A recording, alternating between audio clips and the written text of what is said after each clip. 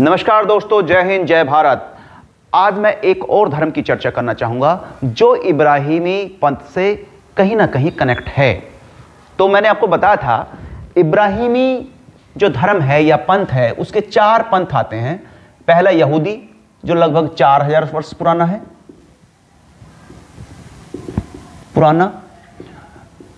इसके बाद ईसाई की बात करें जो लगभग 2000 वर्ष पुराना है, और इस्लाम। आज बात करेंगे बहाई धर्म की। बहाई धर्म को मानने वाले वैसे कम ही लोग हैं दुनिया में, लेकिन बहाई धर्म भी एक तरह से स्वतंत्र धर्म है जो इराक के बगदाद शहर में युगावतार या बहाउल्लाह ने स्थापित किया। मतलब उस तरह के जो एक तरह से जो कह सकते हैं कि एक धार्मिक व्यक्ति थे बहाउल्लाह, उन्होंने इसको स्थापित किया। यह भी एकेश्वरवाद पे जो है भरोसा रखते हैं और विश्व भर के विभिन्न धर्मों और पंथों की एकमात्र आधारशिला पर जोर देता है। ये सारे धर्म एक ही हैं, तो उसे बोलते हैं हम बहाई धर्म। इस धर्म के अनुयायी बहाउल्लाह की को पूर्व के अवतारों में बुद्ध, भगवान कृष्ण, ईसा, मूसा, जरुस्थ्रू, मोहम्मद आदि की वापसी मानते हैं। मतलब एक तरह से हर धर्म के जो मुख्य जो संस्थापक या उसके जो पैगंबर हुए हैं उनको उन्हीं के श्रेणी में इनको ऐसा माना जाता है। और किताब अक़दस जो है बहाइयों का मुख्य धर्म है। मुख्य जैसे कुरान हो गई आपकी इस्लाम की, गीता हो गई, भगवत गीता हो गई आपकी वैष्णव या सनातन की, या फिर आपकी बात करें कुरान, आपकी अगर कुरान के अलावा बाइबल की बात करें वो आपकी क्रिश्चियंस की या फिर ईसाइयों की। तो इसी तरह से जो आपकी बहाई धर्म की जो पुस्तक है उसको बोलते हैं किताब अक़दस। तो बहाई मतों के मुताबिक दुनिया के सभी मानव धर्मों का एक ही मूल है और इसके अनुसार कई लोगों ने ईश्वर का संदेश इंसानों तक पहुंचाने के लिए नए धर्मों का प्रतिपादन किया है। उस समय परिवेश के लिए जो उपयुक्त था वही बहाउल्लाह ने साहब को एक अवतार के रूप में माना जाता है। और अगर भारत के पॉइंट ऑफ व्यू से बात करूं, भाई भारत में अगर हम बात करते हैं तो बहाई धर्म जो है वो धर्म के आरंभिक काल से ही भारतीय उपमहाद्वीप में बहाई मुस्लिम इतिहास ने बहुत ही घनिष्ठतापूर्वक जुड़ा हुआ है।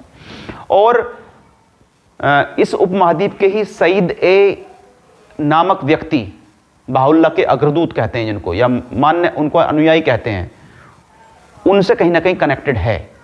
और ये जो मुंबई, हैदराबाद, जूनापुर, रामपुर, पालमपुर, इन शहरों में इसका कहीं ना कहीं कनेक्शन रहा है। बहाउल्लाह की शिक्षा भारत में सबसे पहले 1872 में जमाल अफेंदी नामक एक व्यक्ति के माध्यम से पहुंची थी, जो फारस या कह सकते हो ईरान का एक कुलीन व्यक्ति था।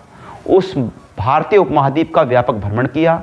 इसी क्रम में उसने उत्तर में रामपुर और लखनऊ से लेकर पूर्व में कलकत्ता, रंगून और पश्चिम में बड़ौदा और मुंबई और अंत में दक्षिण में चेन्नई और कोलंबो तक जा पहुंचा। सदी के अंत में मुंबई, दिल्ली, पूना, हैदराबाद में छोटे छोटे बहाई समुदाय बन गए और 1923 में एक राष्ट्रीय संस्था निर्वाचित की गई। तो भारत के पॉइंट ऑफ व्यू से बात करें तो इसके मानने वाले कुछ लोग हैं और इसका जो है धीरे धीरे पूरी दुनिया में कहीं ना कहीं कोई ना कोई व्यक्ति इस तरह का मिल जाएगा। तो उनको जो है बहाउल्लाह साहब को ईश्वरीय अवतार माना गया। इसके अगर सिद्धांत की बात करें तो बहाई धर्म की शुरुआत बॉबी नामक धर्म से हुई। बहाउल्लाह को इस युग का ईश्वरीय अवतार मानने वाले जो है अनुयायी बहाई कहलाए। बहाउल्लाह द्वारा लिखी गई पुस्तक किताब अक़दस को इस सिद्धांत में मिलता है और इसके सिद्धांत जो है उसमें क्या है कि उसमें लिखा गया है कि ईश्वर एक है, यानी कि एकेश्वरवाद की बात करते हैं। सभी धर्मों का स्रोत एक ही है। विश्व शांति एवं विश्व एकता की बात करते हैं। सभी के लिए न्याय की बात करते हैं। स्त्री और पुरुष की समानता की बात करते हैं। अगर हम बात करें सभी के लिए अनिवार्य शिक्षा की बात करते हैं। विज्ञान और धर्म के सामंजस्य की बात करते हैं। गरीबी और धन की जो आती है उसका समाधान की बात करते हैं। भौतिक समस्याओं के आध्यात्मिक समाधान की बात करते हैं। और इसके जो अनुयायी हैं वो कुछ गतिविधियों में एक्टिव रहते हैं, जैसे प्रार्थना सभाएं करना या बच्चों की नैतिक कक्षाएं लगाना, युवा सशक्तिकरण कार्यक्रम करना या अध्ययन व्रत कक्षाएं लगाना। जैसे प्रार्थना सभाएं की अगर बात करते हैं तो प्रार्थना ईश्वर के साथ वार्तालाप माना जाता है और वार्तालाप का अर्थ होता है आपस में बातचीत करना। तो जब हम प्रार्थना करते हैं तो ईश्वर से बातचीत करते हैं, ऐसा ही मानते हैं भाई समुदाय के लोग। प्रार्थना हमारी आत्मा का भोजन होती है। प्रार्थना बहुत ज़रूरी है। प्रार्थना सभाओं में सभी लोग एक साथ मिलकर प्रार्थना करें और ईश्वर को याद करें। इन सभी सभाओं में ईश्वर पवित्र वाणी का पाठ और प्रार्थनाएं, भजन, सस्वर लाएं। और हम जो है बाही धर्म ऐसा मानते हैं कि प्रार्थना ईश्वर के साथ वार्तालाप के साथ साथ अपने खुद के अंदर की शांति लाना भी है। बच्चों की नैतिक शिक्षा, यानी कि जैसे हमने प्रार्थना सभाओं की बात की, प्रार्थना निस्वार्थ भावना है से की जानी चाहिए और हमारी प्रार्थना ईश्वर द्वारा स्वीकार की जा सके, इसलिए हमें निस्वार्थ होना चाहिए। इसी तरह से जो दूसरी उनकी एक मतलब कहा गया है कि भाई जो दूसरा एक कार्यक्रम है या दूसरा जो उनका कह सकते हैं कि एक जो गतिविधि है उसमें है बच्चों की नैतिक शिक्षा, जो 10 वर्ष तक के बच्चों के लिए दी गई है। वर्तमान युग में विभिन्न माध्यमों से आक्रामक विचारधारा संस्कृति हमारे बच्चों के कोमल हृदयों एवं मस्तिष्क को प्रदूषित कर रही है। तो माता पिता के लिए एक गंभीर चुनौती बन गई है। ऐसे में अगर बचपन में प्रारंभ में आध्यात्मिक गुणों और नैतिक मूल्यों को आचरण नहीं किया जा रहा है तो बच्चे में कुछ गलत आदतें डाली जाएंगी। तो इसलिए नए बच्चों को जो है उन्हें अध्यात्म के साथ जोड़ा जाए, उनमें अच्छी आदतें डाली जाएं। इसी तरह से अगर किशोर की बात करें तो 11 से 15 वर्ष के जो किशोर हैं उनमें समाज में रहने वाले नव युवाओं को किशोर युवा हैं जो उनके साथ उनका एक उनकी भी कुछ खास ज़रूरतें हैं और बचपन से और यौवन के बीच की जो दहलीज का जो समय है इसको जो है वो मानसिक और शारीरिक रूप में परिवर्तन होता है। तो उन किशोरों को यह सशक्त बनाया जाए, उनके उचित प्रश्नों का बौद्धिक और नैतिक तरीके से उनका समाधान किया जाए और जीवन के रास्ता देने के लिए स्थिरता प्रदान की जाए।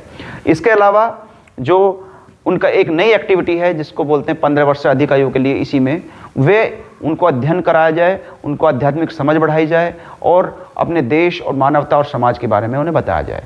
तो ये एक्टिविटीज़ जो हैं वो बहाई धर्म के लिए बहुत आवश्यक हैं।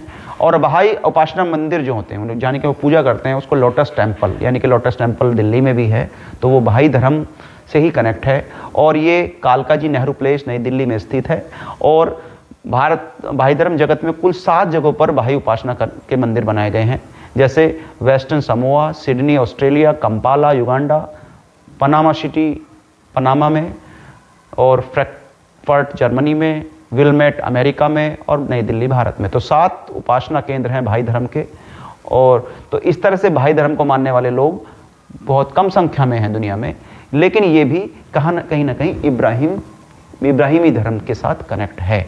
और बहाउल्लाह साहब ने जो है उनको एक तरह से अवतार माना गया है। तो बहाई धर्म के बारे में भी आपको जानकारी होनी चाहिए। और इसके बारे में जो है मतलब आप जो चर्चा का विषय है वो ज्ञान के लिए है, समाज को एक करने के लिए है। तो सभी धर्म में जो है वो सबका मूल लगभग वही है।